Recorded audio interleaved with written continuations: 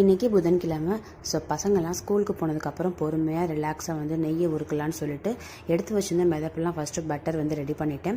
பாருங்கள், வீட்டில் நம்ம பாலில் எடுக்கிறதே வந்து இவ்வளோ அதிகமாக வருது. அதோட பார்த்திங்கன்னா வெண்ணெயும் வாங்கிட்டு வந்தாங்க ஒரு 1/2 கிலோ. ஸோ அதையும் வந்து ஃபஸ்ட்டு வந்து உருக்கிட்டேன் தனியாக. அதுக்கப்புறம் இதை தனியாக உருக்கிக்கலான்ட்டு ரெண்டையுமே தனித்தனியாக தான் செஞ்சு வச்சுக்க போகிறேன். அதே மாதிரி நெய் நல்லா வாசனை வந்ததுக்கப்புறமா இல்லை கொஞ்சமாக வந்து கருவேப்பிலை, உப்பு, சீரகம் அது மட்டும்தான் நான் போடுவேன். இது வந்து முருங்கைக்கீரை போட்டுன்னா இன்னும் டேஸ்ட்டாக இருக்கும். ஆனால் முருங்கைக்கீரை இல்லைங்கிறதுனால கருவேப்பிலையே போட்டுக்குவேன். அதுவும் நல்லா சூப்பராக தான் இருக்கும். அப்புறம் நான் உருக்குன வெண்ணெய் இருந்ததில் அதையும் தனியாக வந்து போட்டு அதையும் தனியாக செஞ்சு வச்சுட்டேன். காலைல வந்து இட்லி சாம்பார் தான். பாப்பாவுக்கு இட்லியும் பொடி வச்சு வந்து செஞ்சு கொடுத்துட்டேன். அதுக்காக அவளுக்கு காலையிலே வந்து காரப்பொடியும் செஞ்சுட்டேன். நல்லா பூண்டெல்லாம் போட்டு செஞ்சுருந்தேன். ரொம்பவே டேஸ்ட்டாகவும் வந்தது. ஸோ அதை வச்சு அவளுக்கு வந்து கொடுத்தாச்சு. ஏன்னா பசங்களுக்கு சாப்பாடெலாம் கொடுத்தானாக்க கண்டிப்பாக வந்து கொண்டு வந்துடுறாங்க, சாப்பிட்றதே கிடையாது. அதனால தான் மேமும் ஸ்கூலில் சொன்னாங்க, டிஃபன் மாதிரி செஞ்சு கொடுத்துடுங்க, அப்படியாவது சாப்பிடுவாங்க அப்படின்னு. அதனால தான்